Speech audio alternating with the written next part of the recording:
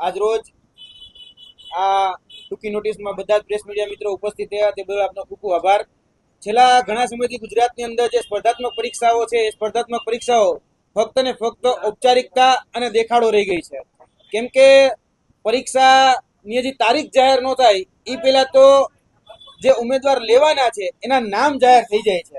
અને આવી જ એક ઘટના, એક ઔપચારિકતા બની છે સૌરાષ્ટ્રની અંદર. અને સૌરાષ્ટ્રની જે અનુદાનિત કોલેજ જે છે HL Patel arts and commerce college, આ કોલેજની અંદર જુનિયર ક્લાર્ક માટેની એક વેકેન્સી બહાર પડી અને 20/9/2025 રોજ ઉચ્ચ શિક્ષણ કમિશનર કચેરી દ્વારા આની ભરતીની જાહેરાત કરવામાં આવી.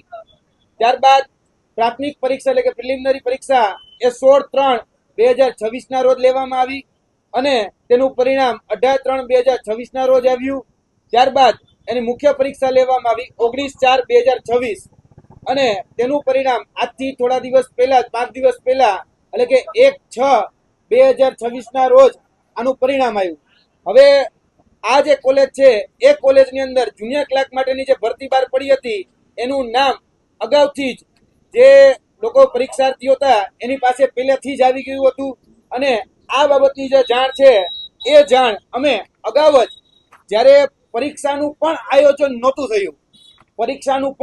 નહોતું થયું અને એ પહેલા જ અમે આની જાણ અગાઉ શિક્ષણ મંત્રીને, યુજીસીને, ત્યારબાદ શિક્ષણ વિભાગના ઉચ્ચ અધિકારીઓને આની જાણ અમે લેખિતમાં કરેલી હતી કે આ પરીક્ષાની અંદર જે બુઆ હર્ષ અનિલભાઈ કરીને જે વિદ્યાર્થી છે એ જ પરીક્ષાર્થી આ જે નિમણૂક પત્રની યાદી આવશે એમાં આ વ્યક્તિનું જ સિલેક્શન થયેલું જોવા મળશે. હમણાં જ એટલે કે આજથી 5 દિવસ પહેલા જ આ પરીક્ષાનું પરિણામ આવ્યું છે અને આ વ્યક્તિ એટલે કે બુઆ હર્ષ અનિલભાઈ એની જ પસંદગી કરવામાં આવેલી છે. આ કોઈ અમે જ્યોતિષ નથી, અમે કોઈ કહી શકાય કે બ્રહ્મજ્ઞાની નથી અથવા તો અમારી પાસે એવી કોઈ વિદ્યા નથી, પરંતુ આ કૌભાંડની એક મોડસ ઓપરેન્ડી છે. જે અલગ અલગ સંસ્થાઓ બદલાય છે પણ ચહેરાઓ બદલાતા નથી.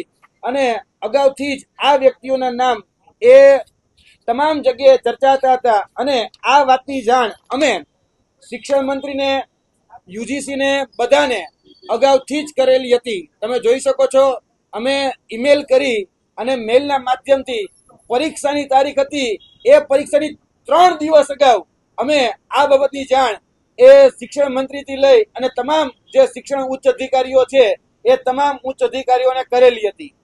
આજ દિન સુધી આમાં કોઈ જ પ્રકારની એક્શન લેવામાં ન આવી અને આજથી 5 દિવસ પહેલા જ્યારે આ પરીક્ષાનું પરિણામ આવ્યું એટલે કે ભાયાવદરની જે Shri HL Patel arts and commerce college જે છે, જે અનુદાનિત સંસ્થા છે, એ સંસ્થામાં બુઆ હર્ષભાઈ અનિલભાઈની પસંદગી એ ફાઇનલ એટલે કે નિમણૂક પત્ર આપવામાં થયેલી છે.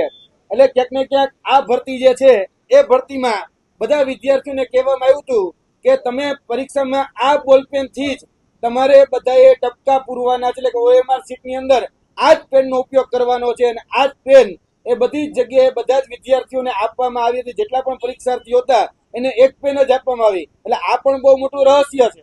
હવે વિદ્યાર્થી પોતાની પેનનો ઉપયોગ ન કરી શકે. હવે જ્યાં સુપરવાઇઝર જે પેન આપે એ જ પેનનો ઉપયોગ કરવાનો અને બધાને ફરજિયાત પણ આ જ પેનનો ઉપયોગ કરવા માટે કહેવામાં આવેલું. બીજી વાત કે આ જે વ્યક્તિ છે એટલે કે બુઆ હર્ષ અનિલભાઈ છેલ્લા 5 વર્ષની તમામ ભરતીઓના રિઝલ્ટ અમે તપાસ્યા. જેટલી પણ સ્પર્ધાત્મક પરીક્ષા લેવાની એ ક્લાસ 4 હોય, ક્લાસ 3 હોય કે જીપીએસસીની ક્લાસ 1-2 હોય, આ વિદ્યાર્થીનું નામ એક પણ જગ્યાએ ન જોવા મળ્યું. 175 માંથી 173 માર્ક આ વ્યક્તિ લાવે છે. હવે 173 પર 50 માર્ક જો લાવતા હોય તો બીજી અન્ય પરીક્ષામાં પણ પાસ હોવા જોઈએ, પણ એવું તો બન્યું જ નથી. એટલે ક્યાંક ને ક્યાંક આ વ્યક્તિ ઉપર અમારી જે શંકા છે એ વધારે ગાઢ બની. આ બાબતની રજૂઆત અમે એકલે કરી એવું નથી.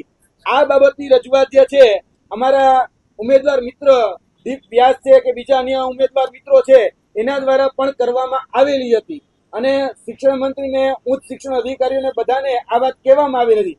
છતાં પણ આની પર કોઈ પણ જગ્યાએ ન તો તપાસ કમિટીની રચના કરવામાં આવી, ન કોઈ ઓબ્ઝર્વરની રચના કરવામાં આવી કે ન કોઈ આની ઉપર કોઈ લાયક કે હકદાર વ્યક્તિને નોકરી મળે કે અથવા તો મહેનતુ વિદ્યાર્થી નોકરી મળે એના માટેની કોઈ જ પ્રકારની આમાં તપાસ કરવામાં આવેલી નથી.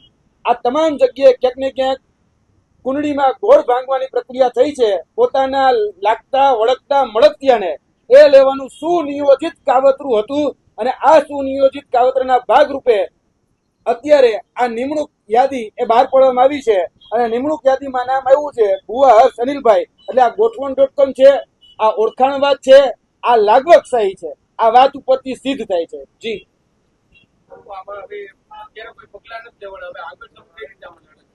અમે રાજકોટ દ્વારા રાજકોટના કમિશનર કચેરી દ્વારા આ જે ઉચ્ચ શિક્ષણની કમિશનર કચેરી છે તેના દ્વારા ભરતી બહાર પાડવામાં આવી હતી અને તેની સાથે સાથે સૌરાષ્ટ્ર યુનિવર્સિટી પણ આની સાથે સંલગ્ન હોય છે, કારણ કે સૌરાષ્ટ્ર યુનિવર્સિટીનું કનેક્શન એની સાથે જોડાયેલું છે.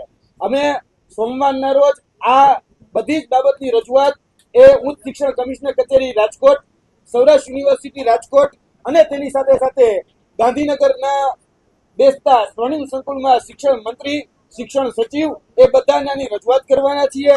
અમારી માંગણી છે તાત્કાલિક ધોરણે આ ભરતી રદ કરવામાં આવે અને તેની સાથે સાથે જે પણ આના જવાબદાર અધિકારીઓ છે અને જે પણ જવાબદાર ઉમેદવારો છે જેને ક્યાંક ને ક્યાંક setting.com થી આમાં ગોઠવણ કરી છે એવા તમામ લોકોને દૂર કરી આની ઉપર કાયદેસરની કાર્યવાહી કરવામાં આવે, એટલે કે આની ઉપર એફઆઈઆર નોંધવામાં આવે અને એની તપાસ કરવામાં આવે એ અમારી માંગણી રહેશે.